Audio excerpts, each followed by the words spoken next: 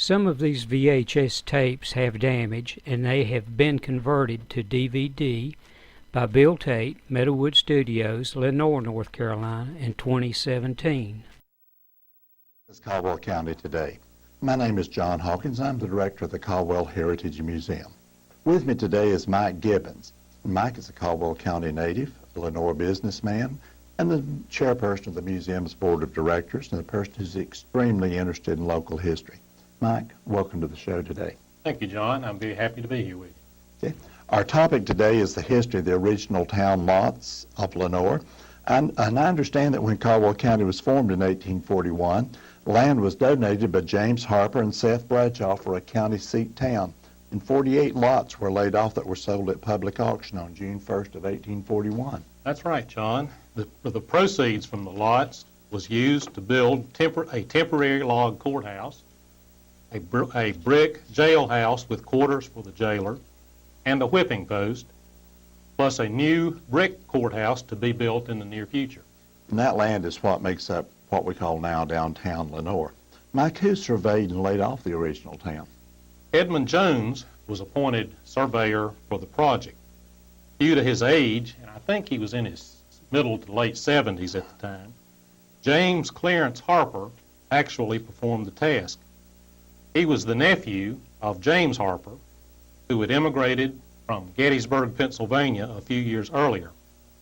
It is said that the streets of Lenoir are laid out in the same fashion as Gettysburg. Well, Gettysburg still has a traffic circle, or a roundabout as they call it, in the center of the street, and the design of the town is very much like Lenoir.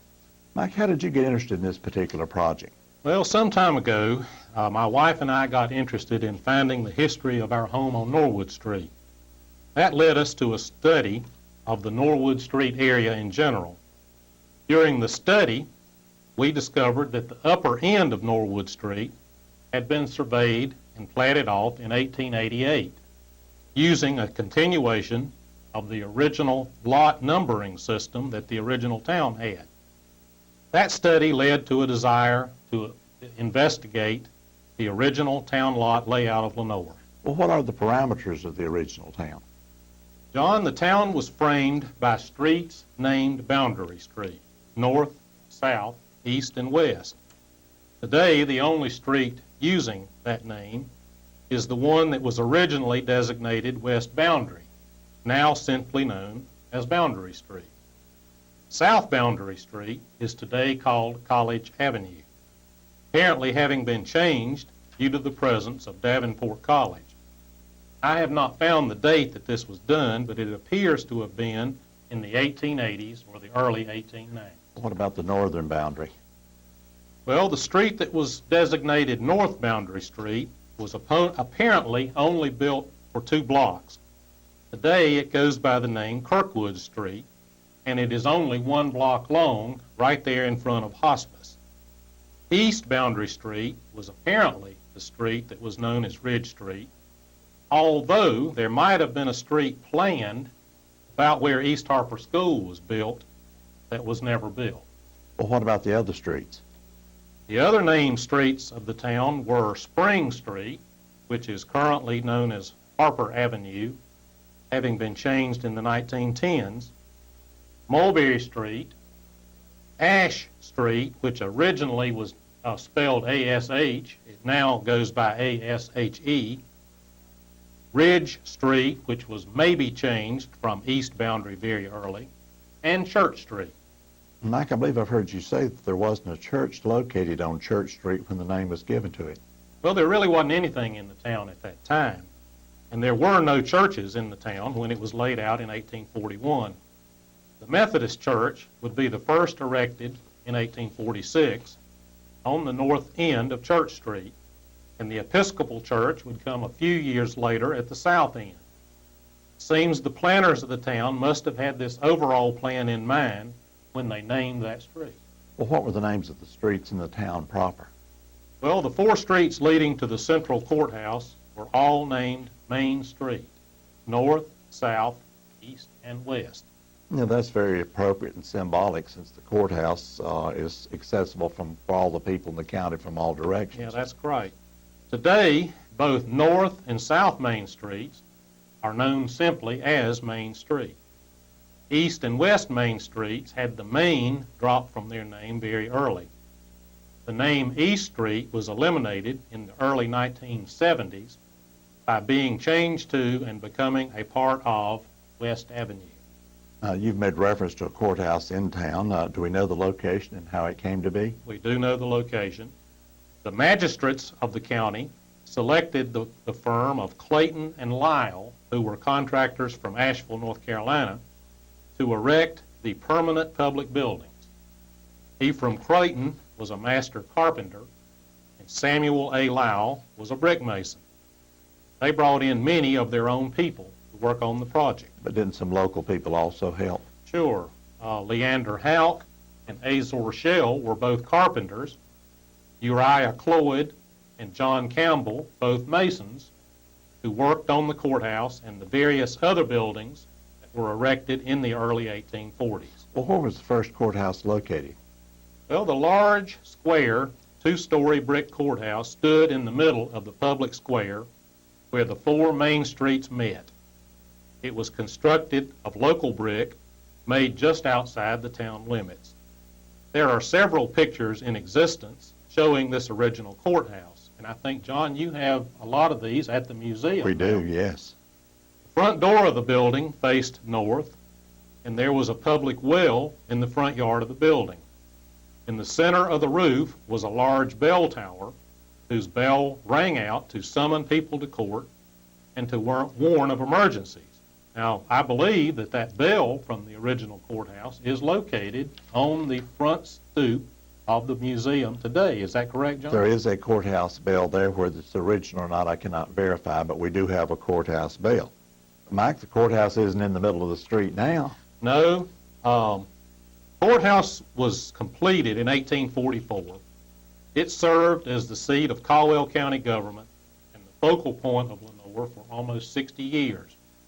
By the turn of the century, the county had outgrown the old building. In 1904, a new courthouse was constructed on Town Lot 8, and the courthouse in the center of the town was no longer needed. It was torn down in 1905. Many of the bricks from the old courthouse are said to have been used in several of the buildings being erected in Lenoir at that time. Okay, we made reference to a temporary courthouse a few moments ago, prior to the one built in the center of the street. Yes, that's correct. There are many reports of a temporary log courthouse. The location of the temporary log courthouse is unknown, but it was probably located on one of the small town lots that surrounded the public square, either 2, 3, 6, or 7. It has been suggested that it stood on Town Lot 2 beside the charter oak tree. However, we now know that buildings were being erected on Town Lots 2 and 3 as early as 1841. Therefore, it would appear more likely that the temporary courthouse stood on either Town Lot 6 or 7, with number 7 being my choice as the most likely location. We made references to the town lots by number, and the map that we have here will help our viewers to identify the location. And we also have copies of the map at the Heritage Museum, and we'll be glad to give you a copy if you want to come by. Mike, I suppose the best way to approach this subject is just to take the lots by number and talk about each one. I agree with you, John. Okay, since lots number 1 and 2 were both purchased by the same person, let's do those together. All right. Lot number 1 was purchased by Lucius N. Tuttle for $525. That was the second highest price paid for any lot that day. He built a large 2-story brick store on the lot in 1841. It was later purchased by Robert B. Bogle and Cornelius W. Clark for the store of Bogle and Clark. This building is, parts of this building are probably the oldest brick building still standing in Lenoir, although it's been radically altered through the years. This is the side of pictures that you see that show the Charter Oak Hardware. McCormick's Jewelry Store was located in this building. Now the Central Barbershop and there was a restaurant there called the Carolina Cafe that is currently being remodeled, and a new restaurant will move into it fairly soon. That's Cameron's Lunchbox, I believe. I believe that is correct. Okay, lot number 2 was also purchased by Lucius M. Tuttle. It's the small lot right in front of number 1. He paid $310 for it. He built a large 2-story brick hotel there in 1841. It was first called the Tuttle Hotel. It became known as the Central Hotel, the Merchants Hotel, finally the Commercial Hotel. The building was torn down in 1907 in order to erect the Lenoir Hardware and Furniture Company building. It still stands there today. In the 1870s, D.M. Pewitt erected 2 buildings on parts of town lots 1 and 2. Both of these buildings still stand there today. One of them is the old building, stands immediately behind what we call the Courtney building. The other one is the building that became known as Lenoir Drugstore, having a false facade put on it somewhere in the 1900s, I believe. The Courtney building, also on these lots, was built in 1897. Let's move across the street to lot number 3. Right? Lot number 3 was purchased by Abel Shuford for $305. He had a large wooden building built on this lot where he ran a tavern and an inn. Now, a tavern at that time was a store that sold alcohol. And alcohol was sold here for many, many years. This tavern was taken over by Elisha P. Miller, who also ran it as a tavern and inn, until 1858. When Davenport College was built, the law said that alcohol could not be sold within a 1-mile distance of the college, so he had to go out of business. Then it became an inn and a store. In 1860s, during the Civil War, Green Moore moved over here from Tennessee and established a store in the old wooden building. His son, Martin Van Buren Moore, took over the store, and he ran it until 1882. In 1875, Martin Van Buren Moore removed part of the old wooden building, and he had a 2-story brick building erected on the corner of this lot. James L. Nelson purchased the building, where he also ran a store with Wade Cloyd. I think it was called Nelson and Cloyd, or Cloyd and Nelson. Mr. Nelson had a 3rd floor added to the building shortly, sometime between 1882 and 1900. He sold the building in 1907 to Lenoir Land Company, who turned it over quickly to Lawrence Henry Coffey, who later sold it to John Robert McNeary. McNeary sold the building to Lenoir Drug in 1920. Lenoir Drug sold the building to First National Bank in 1926. First National Bank had a little difficulty during the 30s and reorganized and became Union National Bank. Union National Bank merged with First Union, and after First Union built a new building in 1980, they sold this building to the city of Lenoir, who renovated it, and that is now where the city of Lenoir has their office building. Okay. Glad you're giving us some of these modern landmarks, Mike, because I think that'll help our people to identify with it. But let's continue on down Main Street on the right-hand side. Okay, lot number 4 was purchased by James Harper for $495, which is kind of funny since this land had originally belonged to James Harper. Right. So he was buying his own land back.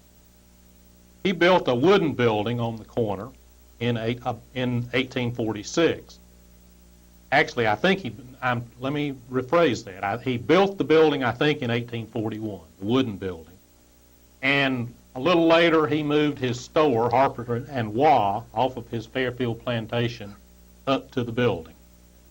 Beside the wooden building, he had a smaller wooden building erected where the post office relocated from his home place.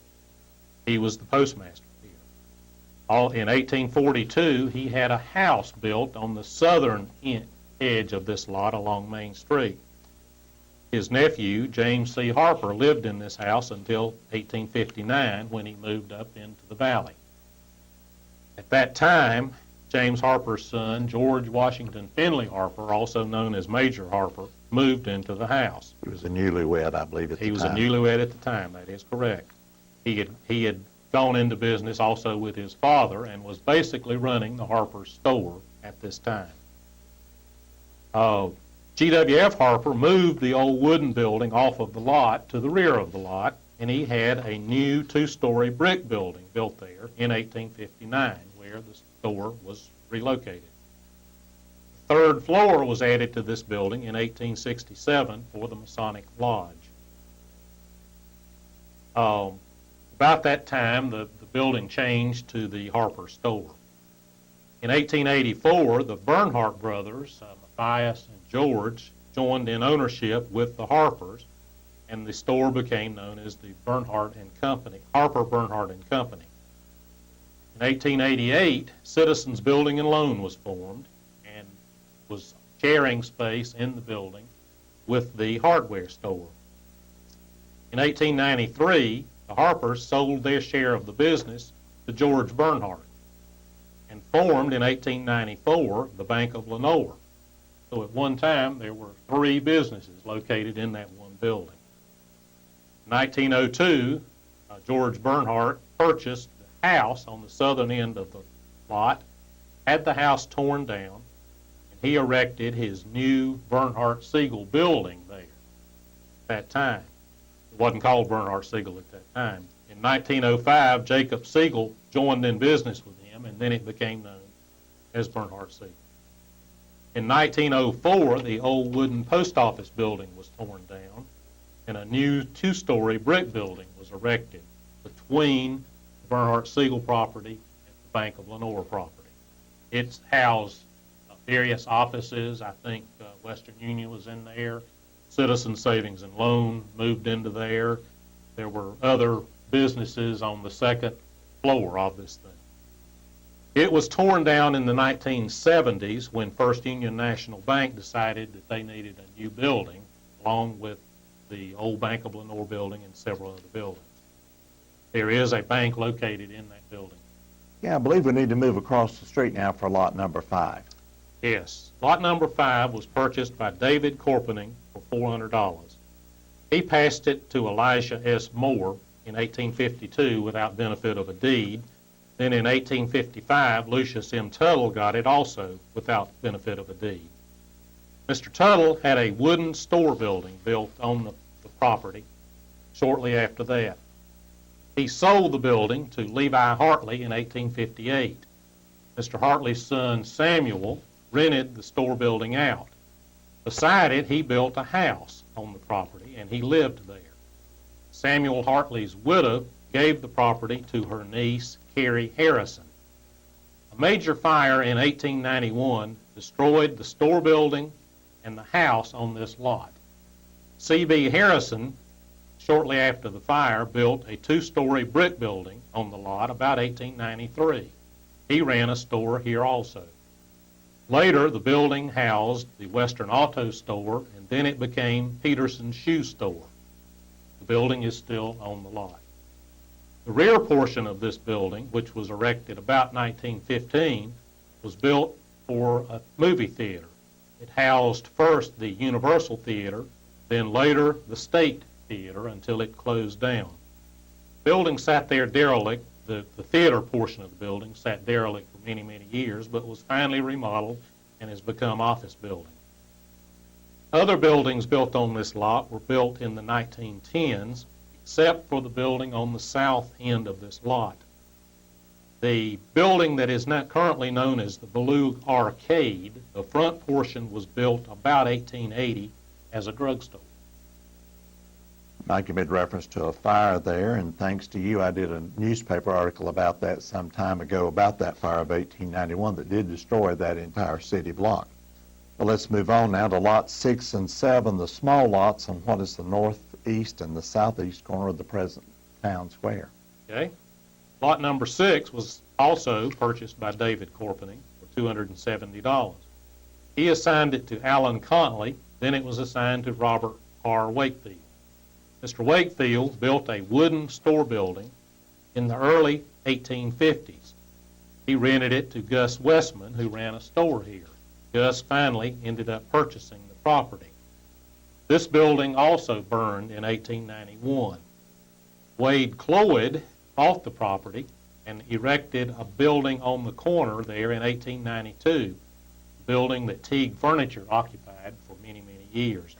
The building right beside that, between the building on the corner and the theater building, was built about 1907. Town Lot 7 was purchased by Peter Ballou for $225. This is the lot that I believe that the old temporary log courthouse was located on. He sold the lot in the old building to Joseph M. Bogle and Wiley Gaither. They used the old wooden building as a store called Bogle and Gaither's Store. In 1884, a major fire destroyed most of this entire block and all of the old wooden buildings that were in the block. After the fire, a two-story brick building was built here about at the end of 1884. The building became known as the Gene Miller Store and later Lee and Robbins. The building just beside this, or the buildings just beside it, where Duke Power was at one time, and the building called the Hedrick Building, were built in the 1910 to 1920. Remember very well those buildings and those businesses being there when I was a child coming to town in the 50s particularly. But lots number 8 and 9 are probably lots that every Caldwell County citizen knows about anyway. Sure. Lot number 8 was purchased by Peter Ballou, and he paid the largest price for any lot of $530. He erected a wooden store building here, which he ran. Then he built his house on this lot where he lived. It later became the property of his son, John G. Ballou, who also ran a store. The big fire of 1884 destroyed the store building and the house. The Ballou heirs didn't build anything back on the property that I can find, but in 1901, they sold this lot to Caldwell County where the new courthouse was erected. The present-day courthouse. The present-day courthouse, the older portion of the present-day courthouse. Lot number 9 was purchased by Mr. W. Allen for $300. This was either J. Warren Allen or his brother Wesley L. Allen. Both men were present at the auction, so it could have been either one of them. Mr. Allen assigned the lot to Peter Johnson, who erected a wooden grog shop or tavern on the property that operated until 1858 when Davenport forced it to be closed down. In 1869, the property was sold to J.G. Ballou. He tore down the old wooden building and erected a large dwelling house on the lot where he lived. After his death, the property was rented out. It housed at one time Miss Marley's tea room. The house was torn down and became the site where the Avon Theater was built. The Lenoir News Topic was located on the rear of this property back on Mulberry Street. Lenoir Chamber of Commerce was here, and there was a filling station on the corner. Now it is the new wing of Caldwell County Courthouse. Right. Lots number 10, 11, 12, and 13 are visible locations if one comes downtown Lenoir from the north by way of Main Street. Yes, that's right. Lot 10 was purchased by W. Allen for $250. By 1859, the county had regained ownership of this lot and sold it to Mr. John S. Small, who was a saddler. That is, he made saddles. He operated his business and also had his house on the lot. His heirs sold the property to the town of Lenoir. This is where the Lenoir Graded School was built. It later, in the 1920s, was sold to the First Baptist Church, where their sanctuary now stands. Lot number 11 was purchased by James Dixon for $150. It was assigned to James Harper. About 1843, he built Hillside Cottage on this lot. Uh, Hillside Cottage still stands and is probably the oldest structure that still is unaltered in the city of Lenoir, although it no longer stands on Town Lot 11. Right, and that's the office of RSVP currently. Correct. Okay, Town Lot 12, Elisha Stone Moore purchased it for $150. He assigned it to Calvin C. Jones. This lot became the backyard or part of the yard of the Dr. Andrew Scroggs house. Then James L. Nelson, his Dr. Scroggs' son-in-law, lived in the house. The A&P grocery store was built here, I think, in the late 40s or early 50s.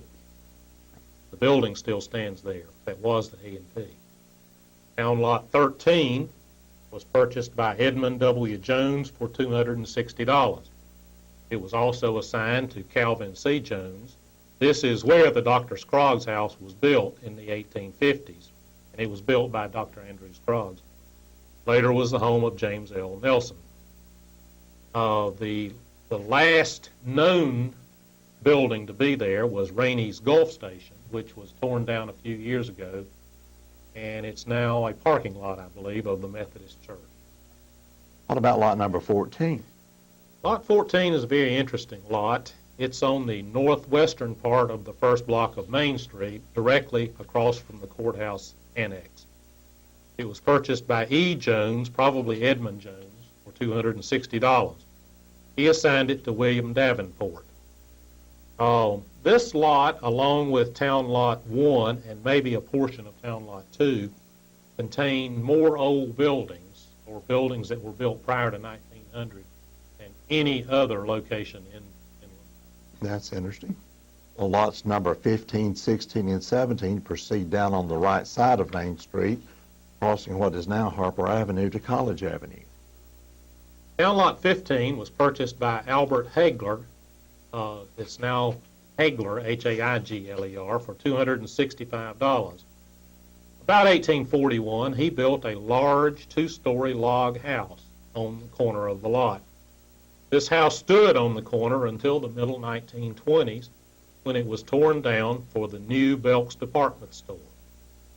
The buildings built beside that, and there are three of them there. Two of them have been recently remodeled, were built in 1902 by Dr. Kent. Dr. Kent had a drugstore in the building that later became the Wallace Dime Store building. Town Lot 16 was purchased by James F. Dixon for $290. This lot first had the Abernathy Livery Stable on it, which was a large wooden structure. It was gone by 1900. Early in the 1900s, there were store buildings built along this lot. It at one time housed the Lenoir City Hall, the Lenoir Fire Department, and the Lenoir Police Department were all on this lot. All of that has been torn down, and now it is mostly a parking lot, except for the one building that had Heinz Music Store in it, I believe.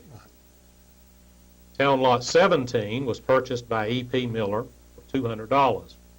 He gave this lot to the Episcopalians, where they built their church in 1851. Parts of this church are still there, although it has been greatly altered through the years and was even completely turned around at one time. Now, across the street on the left side of Main Street, we found lots numbers 18, 19, and 20. Right. Lot number 18 was purchased by David Orpening for $285. He assigned it to Joseph B. Gaines, who built a house on the lot. Later, Samuel Hartley owned it and rented out the house. The Kaysen family, and Dr. Kaysen came here as one of the presidents of Davenport College. They lived here for several years. The daughters ran a school here. The Masonic Lodge was built on this lot in 1901, and it still stands there.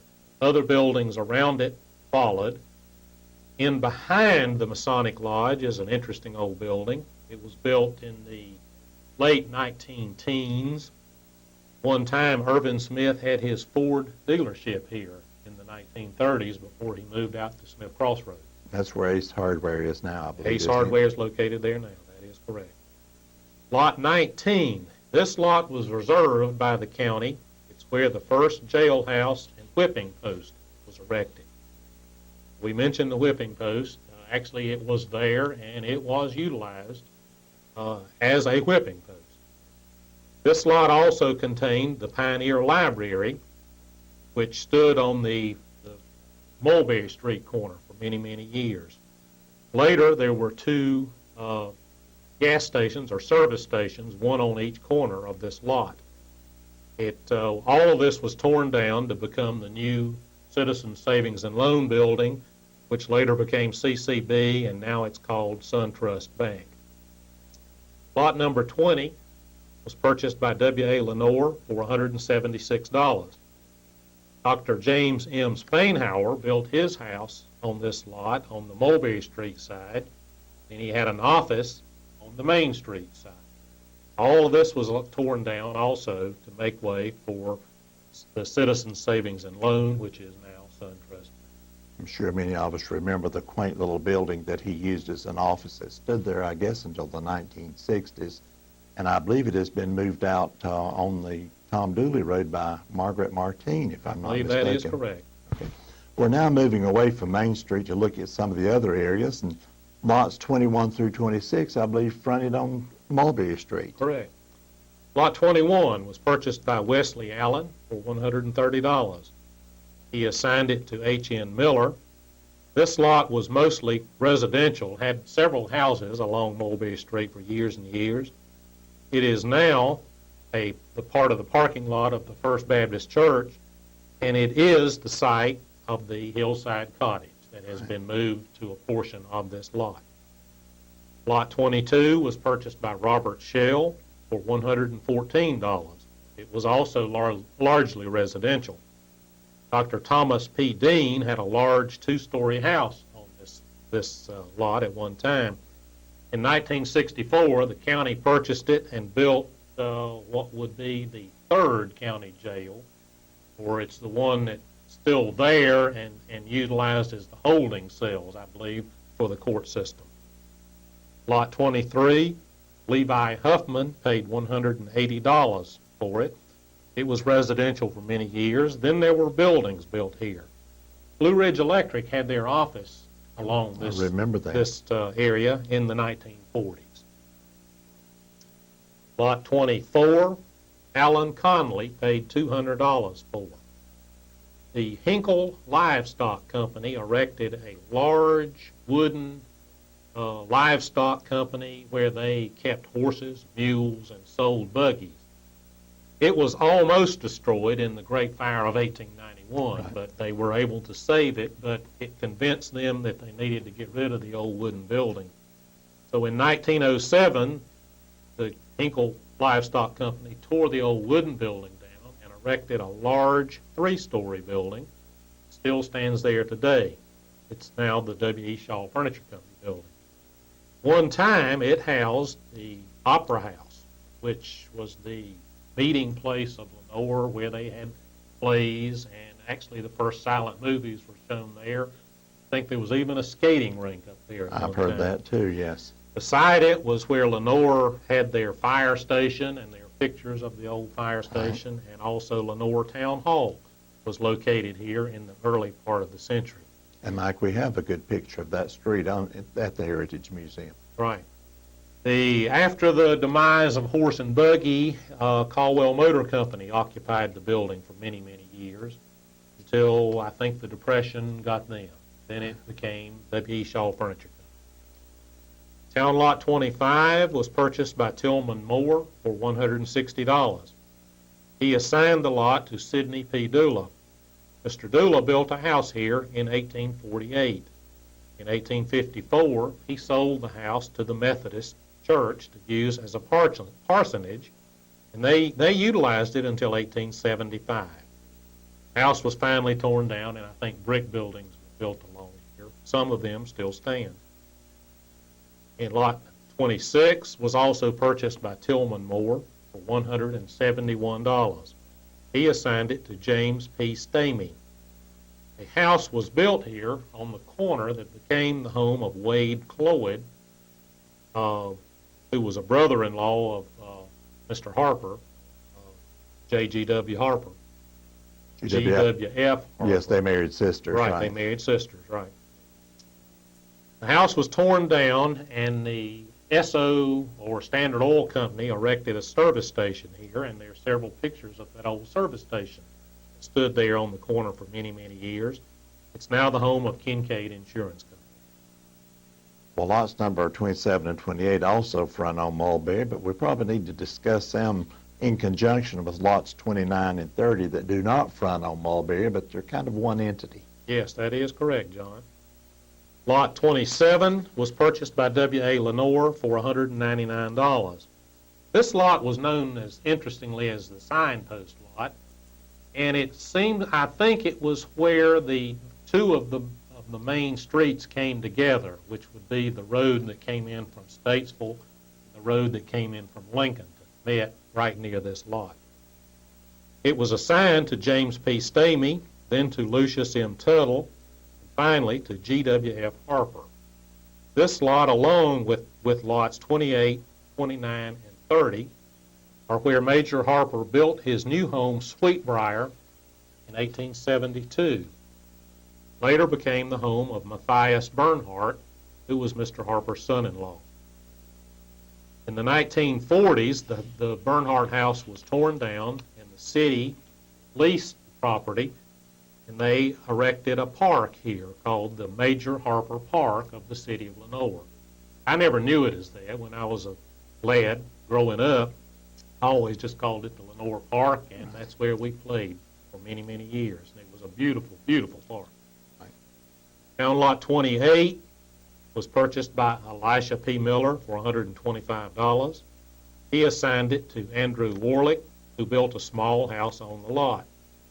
The house was rented for several years by Elijah Reed. Lucius Tuttle was assigned this lot. Then it came to G.W.F. Harper, who tore down the little house in order to erect his much bigger house. Lot 29, E.P. Miller paid $112. It was also assigned to John A. Warlick in 1850. He sold the lot to James L. Heelan in 1855. James Harper purchased this lot from Mr. Heelan in 1856, and he gave it to his son in order to put it together for the building of his house. Lot number 30 was purchased by William B. Lane for $76. He assigned it to E.P. Miller, then to James L. Heelan. Then it came to a man named H.H. Hewitt, P-E-O-U-T, I believe, who was one of the presidents of Davenport College. Finally, it came to G.W.F. Harper. Matthias Bernhardt had a house built on the rear of this lot for his son George, whose widow gave the house to the Caldwell County Library for their new building in 1956. Now, lots number 31 and 40 were located on Reed Street, so I'm going to let you tell about them in one fell swoop. Okay. Lot 31 was purchased by Robert G. Tuttle for $161. This is the lot that the current Lenoir Fire Station occupies. There wasn't much on there until the time that the fire station was built, although right beside it, I think Model Laundry had a building at one time. Lot 32 was purchased by Charles M. Dixon for $101. It was assigned to James L. Heelan. Again, I don't really know of much that was there, maybe a house. It's currently the back parking lot from the fire department. Town Lot 33 was purchased by James C. Horton for $99. He assigned it to David E. Horton. It currently houses the U.S. Post Office, the new post office. Town Lot 34, purchased by Lucius M. Tuttle for $180. I don't really have much to say about that lot. Lot 35, Avery M. Powell paid $115. He built a two-story dwelling on the house that later belonged to Wiley Gaither. Parts of this house are part of the second oldest structure still standing within the original town lot of Lenoir. And I never can remember the name of that. Morning Song Gallery. Morning Song Gallery, John, that is correct. Part of Morning Song Gallery contains a portion of this old house. Town Lot 36 was purchased by Warren Allen for $80. It was assigned to Wiley Gaither. Town Lot 37 was purchased by A.C. Williamson for $75. It was later assigned to James Harper. It is now a parking lot. Town Lot 38, A.C. Williamson, and A.C. Williamson was I think, the first lawyer in the town of Lenoir. For $50, it was also assigned to James Harper and is parking. Town Lot 39 was Charles M. Dixon, who paid $31 for it. It was assigned to James L. Heelan. Town Lot 40, Charles M. Dixon paid $26 for. This lot was also assigned to James L. Heelan. Now you notice that most of these lots didn't have much of a high price on them. They lay across what was called the Great Ditch or the Great Divide, which was a creek that ran down and crossed East Avenue. And prior to about 1875, it was very difficult to get across that ditch. You had to go either way up north or come way down south to get around. So these were not the most valuable lots. Did I cover Lot 40? I think you did, and then the last lots that we have are 41 through 48, and they were on Church Street. Okay. Town Lot 41 was purchased by McCaleb Coffey for $90. He assigned it to William Davenport. William Davenport gave this lot to the Methodist Church, and this is where they built their first building in 1846. The old church building stayed there for many, many years. It became known as the Graham Apartments. The Methodist Church finally tore the Graham Apartments down in the 1960s, I believe, for parking. Town Lot 42 was purchased by either C. or E. Jones for $121. It was assigned to William Davenport. It is the current home of the First Methodist Church. Town Lot 43, also purchased by C. or E. Jones for $135, again assigned to William Davenport. This is the lot that Dula Hospital was built on, and the old agricultural building, which had the library on the second floor. The Dula Hospital building has been torn down, but the old ag building is still there. Right. Town Lot 44 was reserved for James Harper, then assigned to William Davenport. William Davenport built a two-story brick hotel here called the Mansion House Hotel. It later became known as the Jones House Hotel, and finally the Watauga Boarding House. We have pictures, I think, in the museum showing the old Watauga Boarding House standing on this lot. It was torn down in the 1920s. Now there are store buildings on this lot. Town Lot 45, George Conley paid $285 for it. He built a small house on this lot about 1842. In 1852, Sidney P. Dula purchased the house. In 1854, he sold it to Robert B. Bogle for his residence. In 1869, Mr. Bogle sold the house to Mrs. Emma Harper Silly, the wife of Clinton A. Silly, who was one of our first mayors, I believe. And they lived there. In 1886, they were getting ready to move to Hickory. They sold the house to Joseph C. Newland for his residence. In the middle 1910s, the house was moved from this lot down to a lot just outside of the old town limits. The Newlands had a two-story brick building erected on the corner. He ran a store here. Hugh Newland ran a store here for many, many years. In 1920, the building was sold to Eford's department store chain. In 1964, the Eford building, along with the buildings beside it, which housed the the two dime stores, Roses and Eagles, were torn down for the new Belk department store building. In 1979, Belk sold their building to Caldwell County, where the Caldwell County office building is located. Town Lot 46. Albert E. Hagler purchased this for $126. It was assigned to E.P. Miller and to Mrs. Emma Harper Silly in 1871. Silly sold it to Joseph Newland at the same time he bought the front lot. Joseph Newland gave the lot to his son William C. Newland in 1886. He built a house on the Harper Avenue side of this lot. He lived on it for many, many years. He also built a house on the corner, which he rented out. H.W. Courtney purchased the lot in 1924.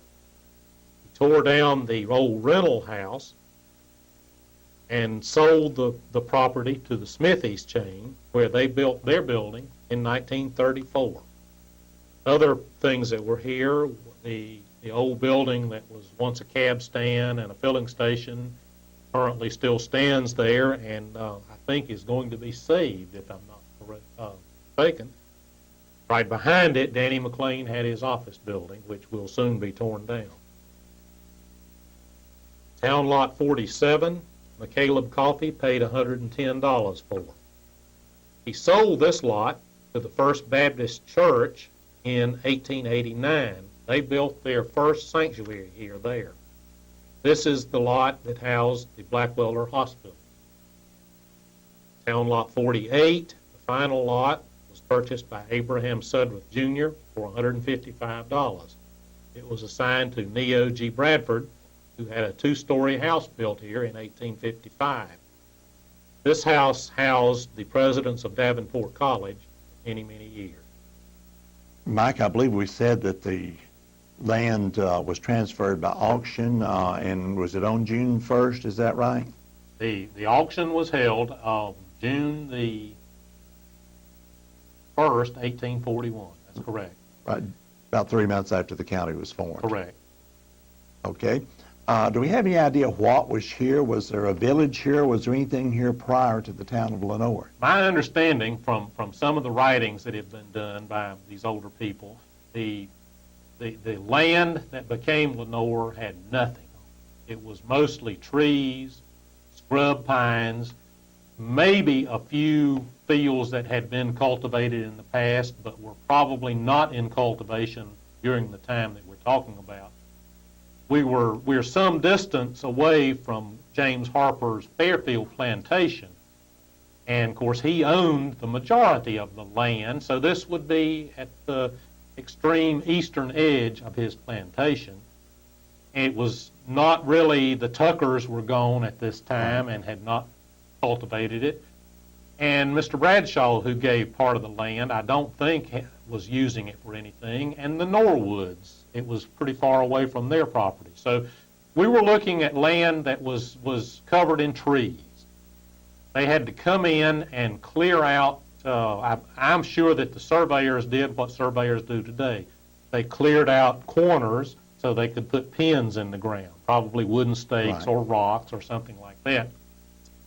And it's my belief that they cleared out enough property right in the center of the town where the new courthouse was to be built in order to hold the public auction, and held the public auction right in the town on that day.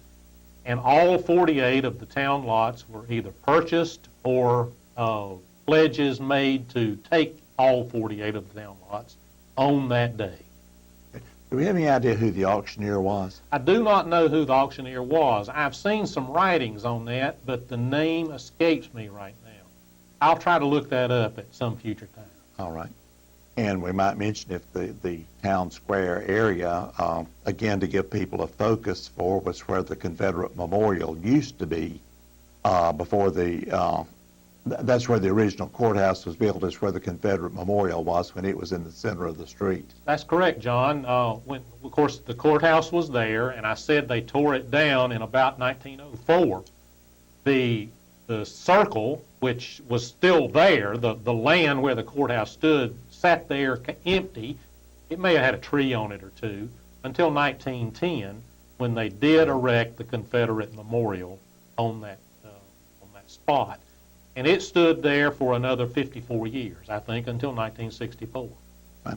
And it's maybe worth mentioning, too, that it was moved over into the area where we think the temporary courthouse was located. That's correct. Okay. You also mentioned that sometimes property was assigned, sometimes it passed without a deed. We're not implying that anything illegal was going on here. What does that actually mean? Well, it's hard to describe the process, but in 1841, when Caldwell County was formed, most pieces of property that traded hands and had deeds drawn up for them were in the range of at least 50 to 60 acres, in some cases 200 to 400 acres, and even larger. These lots that we're looking at were more in the range of a 3/4 acre lot to no more than 2 acres. And people just didn't consider them to be that worthy of having a deed drawn up for. So they sold these lots, and basically everyone knew who owned them and who was building buildings on them. People would then either transfer their rights to the property by maybe bill of sale or whatever. So it was several years before the county either required that deeds be established for the lots, or the people decided that they needed deeds for the lots. Some of them began to show up in about the 1848 to 1849 era. Some of them didn't get deeds until almost 1900. But they were legally passed from one owner to the other by some honest means. Right. And you've noticed, I'm sure, that as you've read some of those deeds, it sometimes gave the list of people who had owned it. Yes, they did. You can go back to these deeds in the county clerk of court, the Register of Deeds office, and the deeds, many of the deeds will refer back to this original list of owners. I know that the deeds for the George Washington Finley Harper property that became the major Harper Park do list, in some cases, 4 or 5 owners on some of these lots. But there are no actual deeds. There are no actual deeds to them. At least to them. none recorded. That's correct. Right. Mm-hmm. It's also interesting that James Harper gave a portion of the land for the town and then bought a great deal of it back, or at least his heirs did. Well, James Harper must have been a very giving man. He gave 30 acres of his property on the edge of his Fairfield plantation to Caldwell County for the purpose of getting the county seat of Lenoir erected. Then he came in and actually purchased one of the most expensive lots, where the Bank of Lenoir ended up being, and several other lots around town, and ended up with a great deal of property. So James Harper was he was a man who believed in Caldwell County, and he believed in the town of Lenoir. It's also interesting that many of the purchasers of these lots, or the later owners, are people that we refer to as the good, solid citizens of Caldwell County. Many of them still have descendants here. Sure. I know of quite a few people who are related to many of the people that we have mentioned in this program. Mike, we talked briefly about all 48 of the lots, and obviously we've not said everything that could be said about them. No, this is a work in progress, and I'm working on a more detailed version, which will hopefully list all of the owners of the properties contained in the 48 town lots, and as many of the businesses and occupants that were present on the lots through the years that I can find. I'm sure I can take the liberty of saying that you'd be glad to have any information that anybody can give you. Sure, John. I'd love to have any information that people can come up with, especially any old pictures that people have, old buildings. They don't have to be even prior to 1900, although I'd love to have some. So any help you can give me would be greatly appreciated. Well, I'm sure there are people out there who do have information that may not be even available in the public records that they could pass on to us, and they certainly can contact us at the museum or contact you directly, either one. But thank you for being present with us today and sharing this information with us. Now, a lot of historical information about the town of Lenoir in Caldwell County can be found at the Caldwell Heritage Museum. We're located at 112 Baden Street Southwest behind the Davenport A-Plus School. And our hours of operation are 10 a.m. until 4:30 p.m. Tuesday through Friday, and 10 a.m. until 3 p.m. on Saturday. There's no admission charge, but we do accept donations. And my name is John Hawkins, and thank you for watching Caldwell County Today. Please support our Caldwell Heritage Museum, 112 Baden Street, Lenoir, North Carolina, and please visit and support Lenoir and Caldwell County History on Facebook. Thank you.